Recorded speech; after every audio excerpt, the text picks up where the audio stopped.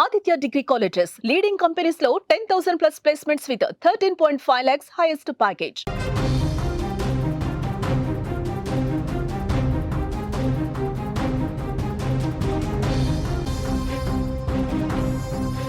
ధర్మస్థలిలో శవాలని పాతిపెట్టిన ప్రాంతాల్ని గుర్తించేశారు. ఏవైతే 100కు పైగా శవాలను పాతిపెట్టానంటూ ధర్మస్థలిలో పనిచేసిన మాజీ పారిశుద్ధ్య కార్మికుడు చెప్పాడో ఆ ప్రాంతాన్ని నిన్న సిట్ ఏదైతే స్పెషల్ ఇన్వెస్టిగేషన్ టీం ఉందో ఆ టీం నిన్న పర్యటించింది. ఆ ప్రాంతంలో ఎవరైతే ఆరోపణలు చేశాడో, ఎవరైతే పోలీసులకి సమాచారం ఇచ్చాడో, పోలీసులకు తను శవాలు పాతిపెట్టానని చెప్తున్నాడో ఆ అన్నోన్ పర్సన్, ఆ అనామక పర్సన్ని, ఆ గుర్తింపు లేని పర్సన్ని, ప్రస్తుతానికి అతని గుర్తింపుని బయటపెట్టే పరిస్థితి లేదు, కోర్టు ఆర్డర్స్ ఉన్నాయి. ఆ పర్సన్ని తీసుకొచ్చి ఆ ప్రాంతాలన్నింటినీ గుర్తించారు. మొత్తం ధర్మస్థలి క్షేత్రం చుట్టూ 15 ప్రాంతాల్లో తాను ఈ డెడ్ బాడీస్ని పాతిపెట్టానని చెప్తున్నాడు. 15 ప్రాంతాల్లో పాతిపెట్టినట్టుగా పోలీస్ అధికారులని, సిట్ బృందాలని తీసుకొని వెళ్ళాడు. ఆ 15 ప్రాంతాలని నిన్న పోలీసులు మార్క్ చేశారు. ఏ క్షణమైనా ఈరోజు ఆ 15 ప్రాంతాల్లో తవ్వకాలు జరిపే అవకాశం స్పష్టంగా ఉందని ఆ పోలీస్ సిట్ బృందంలోని పోలీసు అధికారులు అధికారికంగానే ప్రకటిస్తున్నారు. సో ధర్మస్థలలో 100 శవాలు ఇప్పటికీ అందుతున్న సమాచారం ప్రకారం, ఇప్పటికి మనకున్న అప్డేట్ ప్రకారం అతను ఏదైతే ఆరోపణలు చేశాడో ఆ ఆరోపణల ప్రకారం అతను 100 శవాల్ని పాతిపెట్టింది నిజమే అని తెలుస్తోంది. అతను ఎక్కడెక్కడ 15 ప్రాంతాలు ఎక్కడెక్కడ గుర్తించాడు అంటే ధర్మస్థలిలో నేత్రావతి నదీ సమీపంలో 8 చోట్ల శవాల్ని పాతినట్టు ఆ 8 ప్రాంతాలు గుర్తించాడు. మీరు చూస్తున్న స్క్రీన్లో ఇది నేత్రావతి పరివాహక ప్రాంతానికి సంబంధించిన నేత్రావతి పరివాహక ప్రాంతంలో జరుగుతున్న ఈ విజువల్, నేత్రావతి పరివాహక ప్రాంతంలో జరుగుతున్న సెర్చింగ్ విజువల్. ఇక్కడ 8 ప్రాంతాలు, ఈ ప్లేస్లో 8 చోట్ల ఈ 100 శవాల్లోని కొన్ని శవాల్ని పాతిపెట్టారని చెప్పాడు. ఈ ప్లేస్లోనే దాదాపు 8 ప్రాంతాలు గుర్తించాడు. ఇకపోతే హైవేని ఆనుకుని ఉన్న ప్రాంతాల్లో, ధర్మస్థలి హైవేను ఆనుకున్న చోట మరో 4 శవాల్ని పాతినట్టుగా చెప్పారు. మరో 4 శవాలు అంటే ఏదైతే స్నానాల ఘట్టానికి దగ్గరగా అతను నడుచుకుంటూ వెళ్తుంటాడు, స్నానాల ఘట్టానికి దగ్గరగా మరో 4 చోట్ల ఆ శవాల్ని పాతిపెట్టినట్టుగా, అంటే హైవేకి స్నానాల ఘట్టానికి మధ్యలో 4 చోట్ల శవాల్ని పాతినట్టుగా చెప్తున్నారు. మీరు ఆ స్క్రీన్ చూస్తున్నారు. ఇంకో చోట అజుకూరికి వెళ్ళే హైవేలో అదక్కడ 13వ ప్లేస్ను గుర్తుపెట్టారు. అజుకూరికి వెళ్ళే హైవేలో అక్కడ ఒక చోట కొన్ని శవాల్ని పాతిపెట్టానని చెప్పాడు. ఇక్కడ కొన్ని శవాల్ని క్రిమేషన్ కూడా, అంటే కాల్చి బూడిద చేశానని కూడా చెప్పాడు. ఇకపోతే కన్వాడి అనే ఒక ఏరియా ఉంది. కన్వాడి ఏరియాలో మరొక 2 చోట్ల డెడ్ బాడీస్ని పాతిపెట్టానని చెప్తున్నాడు. అతను చెప్పిన మాటలు, అంటే అతన్ని ధర్మస్థలికి తీసుకొస్తున్నప్పుడే భారీ సెక్యూరిటీ మధ్య, భారీ బందోబస్తు మధ్య పోలీసులు తీసుకొచ్చారు. అతన్ని తీసుకొచ్చేటప్పుడు అతని మొహం కనిపించకుండా మాస్క్ వేశారు. ఆ మాస్క్ను కూడా ప్రత్యేకంగా రూపొందించారు. ఆ మాస్క్ పైన రెడ్ అండ్ వైట్ లైన్స్ కొన్ని ఉన్నాయి. ఆ రెడ్ అండ్ వైట్ లైన్స్తో అతని మాస్క్ని గ్రాఫిక్స్లో తీయటం కానీ, ఏఐలో తీయటం కానీ సాధ్యం కాకుండా ఉండేందుకు కొంత టెక్నాలజీని వాడినట్టుగా అక్కడి సిట్ పోలీసులు చెప్తున్నారు. ఇవన్నీ చూస్తుంటే ధర్మస్థలిలో శవాలు బయటకు రాబోతున్నాయా?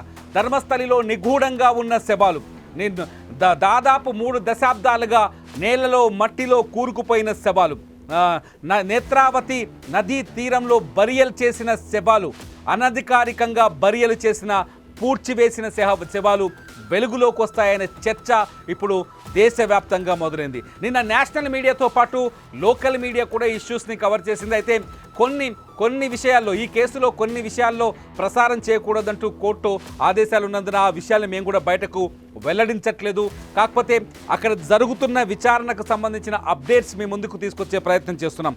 మొత్తానికి ఆ అన్నోన్ వ్యక్తి, నేను 100కు పైగా శవాలని పాతిపెట్టాను, దాదాపు 300కు పైగానే అక్కడ హత్యలు జరిగాయి, తాను పాతిపెట్టిన శవాల్లో ఎక్కువ మంది మహిళలు ఉన్నారు, ఆ మహిళల్లో ఎక్కువ శవాలు తన దగ్గరకు వచ్చేటప్పుడు బట్టలు లేకుండా న్యూడ్గా వచ్చేటివి, ఆ శవాల పైన అఘాయిత్యాలు, అత్యాచారం జరిగినట్టుగా ఆనవాళ్లు కనిపించేవి, కొన్ని శవాల గొంతు కోసి ఉండేటివి. అంటే మనుషుల్ని పశువుల కంటే హీనంగా, ఆడవాళ్ళని పశువుల కంటే హీనంగా, కనీసం మర్యాద, అసలు మహిళ అనే ఏమాత్రం లెక్క చేయని స్థితిలో వాళ్ళపైన అత్యాచారం చేసి ఆ తర్వాత వాళ్ళని హత్య చేసినట్టుగా అతని మాటల్ని బట్టి మనకు అర్థమవుతుంది. అతను చెప్పే స్పెసిఫిక్స్, ఎందుకంటే ధర్మస్థలికి సుమన్ టీవీ వెళ్ళినప్పుడు అక్కడున్న జనంతో మాట్లాడినప్పుడు కొన్ని విషయాలు చెప్పారు. ఇక్కడ చాలామంది అనాథలుగానో లేకపోతే ఇక్కడ ఆ అంతిమ జీవితాన్ని పూర్తి చేసుకోవాలనో చాలామంది వస్తుంటారు. అటువంటి వారి మృతదేహాల్ని అధికారికంగానే ఇక్కడ మేము పూడ్చిపెడతాం. అది ధర్మస్థలి సర్పంచ్ ఒక ప్రెస్ మీట్ పెట్టి చాలా స్పష్టంగా చెప్పారు. అయితే ఇదో కథ ఇలా ఉంటే ఇతను చెప్పిన కథలో చాలా హైలైటెడ్ పాయింట్స్, ఈ విషయాన్ని గమనించాలి. వాళ్ళు చెప్తున్నారు ఏంటంటే ధర్మస్థలిలో దేవాలయ పరిధిలో కొన్ని జరుగుతాయి. అవి కొంతకాలంగా అనాది కాలంగా ఆచారంగా వస్తున్న అంశం. కొందరు ఇక్కడికి వచ్చి చనిపోతారు. ఇక్కడ చనిపోతే కైలాసంలో విలీనమైనట్టుగా వాళ్ళు ఫీల్ అవుతారు. కాబట్టి వాళ్ళ శవాలని అధికారికంగానే మేము పూడ్చిపెడతామని అక్కడున్న అధికారులు కావచ్చు, లేకపోతే ధర్మస్థలి గ్రామ పంచాయతీ సర్పంచ్ కావచ్చు, వాళ్ళు చెప్తున్నారు. కానీ ఇతను చెప్తున్న మాటలో హైలైటెడ్ పాయింట్స్ ఏంటంటే తాను పూడ్చిపెట్టిన ప్రతి మహిళ పైన అత్యాచారం జరిగింది అని చెప్తున్నాడు. తాను పూడ్చిపెట్టిన ప్రతి మహిళ దారుణ హత్యకు గురైంది అని చెప్తున్నాడు. తాను పూడ్చిపెట్టిన శవాలలో మహిళలతో పాటు యువతులతో పాటు మైనర్ బాలికలు ఉన్నారని చెప్తారు. మైనర్ బాలికల పైన కూడా అఘాయిత్యం జరిగింది, అత్యాచారం జరిగింది, ఆ తర్వాత హత్య చేశారని చెప్తున్నారు. అంతెందుకు 2010లో ఒక పెట్రోల్ బంక్ పక్కన ఒక స్కూల్ 15 ఏళ్ళ వయసున్న స్కూల్ విద్యార్థినిని, ఆమె డెడ్ బాడీని నేను పూడ్చిపెట్టానని చెప్పడంతో ఒక్కసారిగా ఇది కథ మరో మలుపు తిరిగినట్టుగా మారింది. నిన్న విచారణకు వచ్చిన సిట్ అధికారులు కూడా ఈ అంశం పైన, అంటే అతను చెప్పే ప్రతి మాటకి ఇక్కడ ఆధారం ఉందా, అతను చెప్పినట్టుగా అతను పూడ్చిపెట్టిన ప్లేసులో నిజంగా డెడ్ బాడీలు దొరుకుతాయా అనే టెన్షన్లో ఉన్నారు. ఊహించని విధంగా ఈ ఇన్వెస్టిగేషన్ కొత్త మలుపు తిరిగే అవకాశం కనిపిస్తుంది. ఒకవేళ ఇతను గుర్తించిన ఈ 15 ప్రాంతాల్లో మృతదేహాలు కానీ, మృతదేహాలకు సంబంధించిన అస్థిపంజరాలు కానీ, కళేబరాలు కానీ, ఎముకలు కానీ దొరికితే ఖచ్చితంగా ఈ కేసు దేశంలోనే కాదు ప్రపంచంలోనే ఎవ్వరూ ఊహించని సంఘటనగా మారిపోయే, అంచనా వేయలేని సంఘటనగా మారిపోయే అవకాశం స్పష్టంగా కనిపిస్తుంది. ఇవాళకున్న అప్డేట్, ఈ పూటకున్న అప్డేట్ ప్రకారం ధర్మస్థలిలో ఈ 15 ప్రాంతాల్లో ఇప్పుడు ఇద్దరిద్దరు ఒక్కొక్క ప్లేస్లో ఇద్దరిద్దరు పోలీసుల్ని నియమించారు. వాళ్ళు ఆ ప్రాంతానికి సెక్యూరిటీ గార్డులుగా పనిచేస్తున్నారు. ఆ ఇద్దరు పోలీసులు, ఎందుకంటే అతను చూపించిన ప్రాంతాల్లో ఎవరైనా నిజంగానే హత్యలకు పాల్పడి ఉంటే, అక్కడ డెడ్ బాడీలు ఉంటే సాక్ష్యాలను మాయం చేయకుండా ఉండేందుకు పోలీస్ బందోబస్తుని ఏర్పాటు చేస్తున్నట్టుగా తెలుస్తోంది.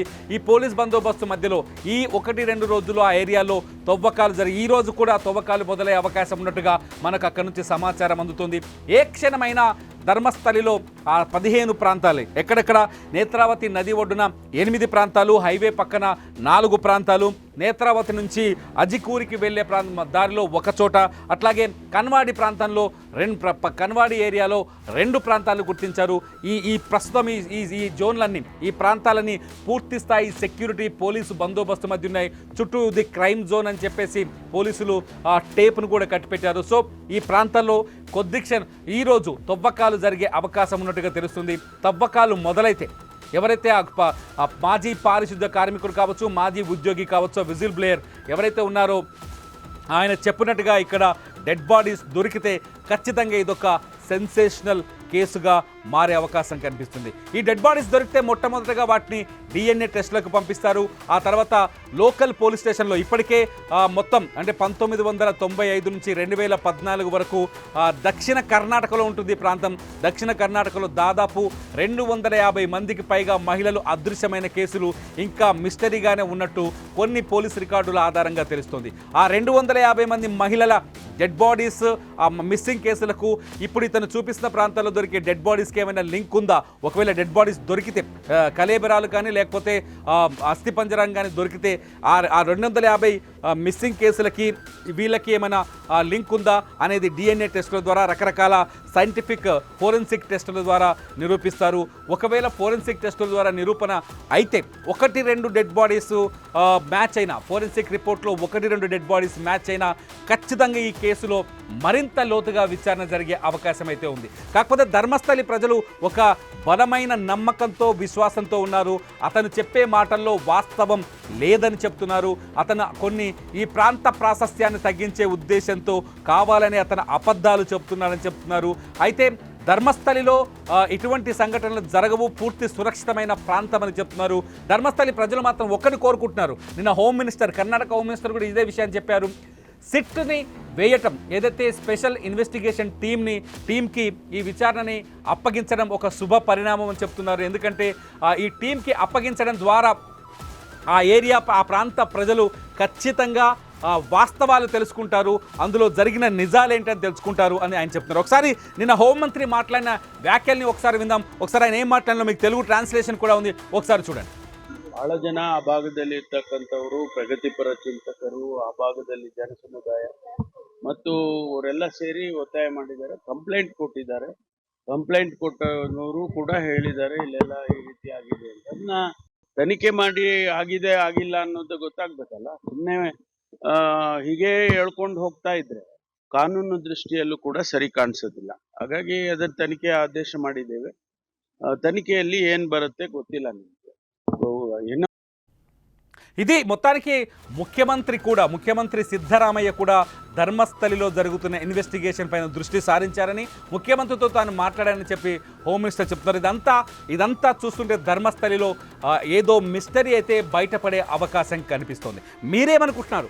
ధర్మస్థలిలో నిజంగా ఇప్పుడు మట్టి కింద అతను చూపించిన 15 ప్రాంతాల్లో శవాలు ఉన్నాయని మీరు భావిస్తున్నారా, లేదంటే ఇదంతా ఒక అభూత కల్పనగా తేలిపోయే అవకాశం ఉందా? మీరేమనుకుంటున్నారో మీ అభిప్రాయాన్ని వీడియో కింద కామెంట్ చేయండి. ధర్మస్థలికి సంబంధించిన అప్డేట్స్ని, విచారణకు సంబంధించిన అప్డేట్స్ని సుమన్ టీవీ డిజిటల్ లైవ్, అట్లాగే సుమన్ టీవీ లైవ్లో రెగ్యులర్గా వాచ్ చేయండి. చూస్తూనే ఉండండి సుమన్ టీవీ న్యూస్.